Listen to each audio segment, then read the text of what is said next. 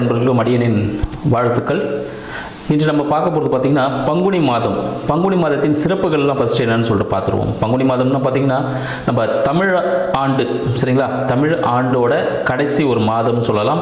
அடுத்து பார்த்திங்கன்னா அடுத்து ஒரு புது வருட பிறப்புக்காக நம்ம காத்துட்ருக்கோம்னு சொல்லலாம். இந்த வருட முடிவில் எப்படிலாம் இருக்க பொழுது நம்ம 12 ராசிகளுக்கும் இந்த ராசிகளுக்கு என்னென்ன விஷயங்கள் செய்யணும் அப்படின்ற விஷயத்தை பார்ப்போம். மேலும் பார்த்திங்கன்னா இந்த பங்குனி மாதத்தில் சிறப்பான விஷயங்கள் நிறைய இருக்குது. நிறைய பேர் திருமணத்துக்காகலாம் காத்துட்டு இருந்திருப்பீங்க. ஏன்னா தை பிறந்தால் வழி பிறக்கும் சொல்லியிருப்பாங்க. அது தையில் வழி பிறந்து நிறைய பேர் திருமணத்துக்கு காத்து கொண்டிருப்பீங்க. உங்களுக்கு எல்லாருக்கும் பார்த்தீங்கன்னா திருமணம் இந்த காலகட்டத்தில் செய்யலாமான்னு கேட்டீங்கன்னா கண்டிப்பாக செய்யலாம். ஏன் அப்படின்னு பார்த்தீங்கன்னா இந்த பங்குனி மாதத்தில் பல தெய்வங்களுக்கு திருமண காலம் நடந்திருக்கு, சரிங்களா. நிறைய திருமணங்கள், இப்போ சிவன் பார்வதியும் இருக்கட்டும், அப்புறம் முருகர் தெய்வானை இருக்கட்டும். ஸோ இது போல் நிறைய விஷயங்கள் எல்லாம் பார்த்தீங்கன்னா அந்த திருமணங்கள் அதிகமாக நடந்துட்டுருக்கு. இதில் பங்குனி உத்திரம் என்ற சிறப்பான ஒரு விஷயமும் இருக்குது. அதை பற்றி நம்ம தெளிவாக பார்ப்போம். பங்குனி உத்திரம் பார்த்தீங்கன்னா ஏப்ரல் 1 இந்த பங்குனி உத்திரம் வருது. அந்த பௌர்ணமியின் சிறப்புகள் எல்லா மாதத்திலும் அந்த பௌர்ணமி வரும்போது ஒரு சிறப்பான விஷயங்கள் இருக்குது. இந்த உத்திர நட்சத்திரம் அந்த பௌர்ணமி திதியில் வரும்போது பார்த்தீங்கன்னா அன்னைக்கு தான் சிவபெருமானுக்கும் பார்வதி தாயாருக்கும் திருமணம் நடந்திருக்குன்னு சொல்லலாம். மேலும் பார்த்தீங்கன்னா நம்ம வள்ளி தெய்வானை, ஸோ தெய்வானை 2 ஒய்ஃப் இருப்பாங்க முருகருக்கு. அதில் தெய்வானியை கரம் பிடித்த தினம் முருகர் என்னைக்குன்னு பார்த்தீங்கன்னா இந்த பங்குனி உத்திர தினத்தில் தான். அப்போ இந்த ஐயப்பன், சரிங்களா, ஐயப்பன் பார்த்தீங்கன்னா அவரும் அவதரிச்சது. ஸோ அதுவும் பார்த்தீங்கன்னா இந்த பங்குனி மாதத்தில் தான். ஸோ இன்றைக்கு சிறப்பான விஷயங்கள் எல்லாமே இந்த பங்குனி மாதத்தில் இருக்கிறனால அனைவரும் என்னென்ன விஷயங்கள் செய்யலாம், எது செய்யக்கூடாது, 12 ராசிகளுக்கு எந்தெந்த விஷயங்கள்லாம் பொருந்தும் அப்படின்றத நம்ம நிகழ்ச்சியில் பார்ப்போம். கன்னி ராசி என்பவர்களுக்கு இந்த பங்குனி மாதத்திற்கான வாழ்த்துக்களை சொல்லிக்கிறேன். இந்த பங்குனி மாதம் எப்படி இருக்க போதும் பார்த்தீங்கன்னா கன்னிராசி அன்பர்களுக்கு ஒரு சில விஷயங்களில் சாதகமான சூழ்நிலையும் சில விஷயங்களில் பாதகமான சூழ்நிலையும் தரப்போகிறது. இந்த கன்னிராசி அன்பர்கள் என்ன சொல்லி பார்த்தீங்கன்னா ஒரு ரொம்ப பிரைட்டான ஒரு பர்சன் சொல்லலாம். ஏன்னா அதிபதிய புதன்.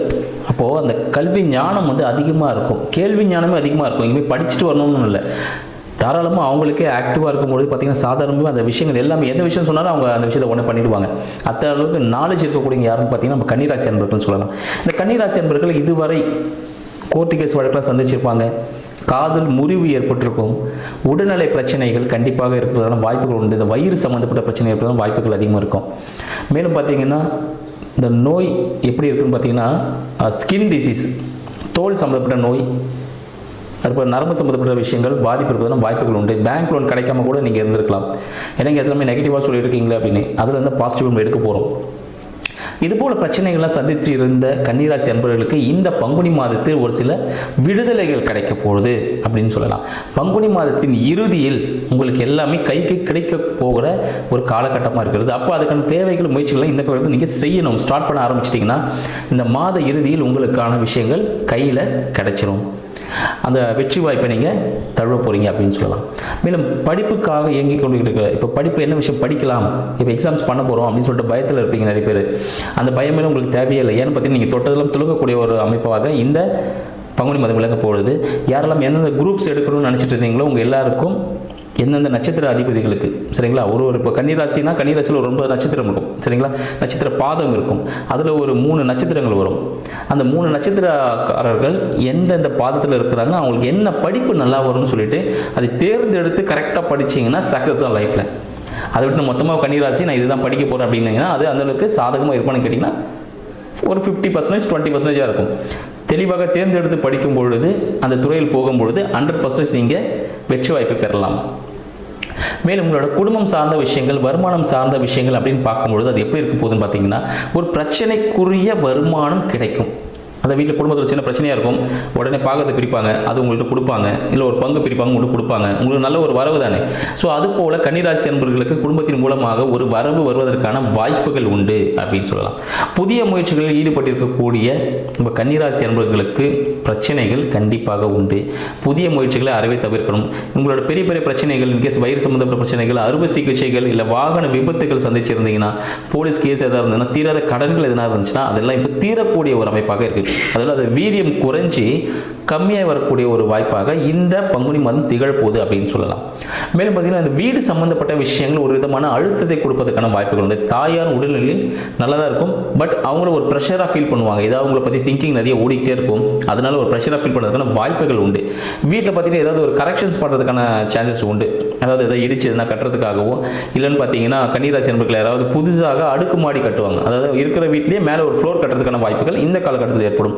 அதனால் கொஞ்சம் வேலை சார்ந்த விஷயங்களில் அழுத்தம் ஏற்படும். உங்களோட பர்சனல் ஒர்க் அதன் மூலமாக அஃபிஷியலாக செய்யக்கூடிய வேலைகளில் ஒரு அழுத்தம் ஏற்படும். ஏன்னா இந்த ஒர்க் பண்ணுறதுனால அந்த ஒர்க் கொஞ்சம் நிற்கும்.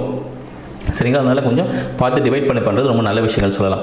குழந்தை சார்ந்த விஷயங்களில் கன்னிராசி நண்பர்களுக்கு யாரெல்லாம் காத்துட்ருக்கீங்களோ உங்களுக்கு குழந்தை பாக்கியங்கள் உண்டு. மேலும் உங்களுக்கு குழந்தைகளின் வளர்ச்சி நன்றாகவே இருக்கும், ஒன்றும் பிரச்சனை இல்லை. கொஞ்சம் உஷ்ணம் சம்பந்தப்பட்ட பிரச்சனைகள் வருவதற்கான வாய்ப்புகள் உண்டு. கண்டிப்பாக மாத இறுதியில் கொஞ்சம் கவனமாக இருக்கிறது நல்லதுன்னு சொல்லலாம்.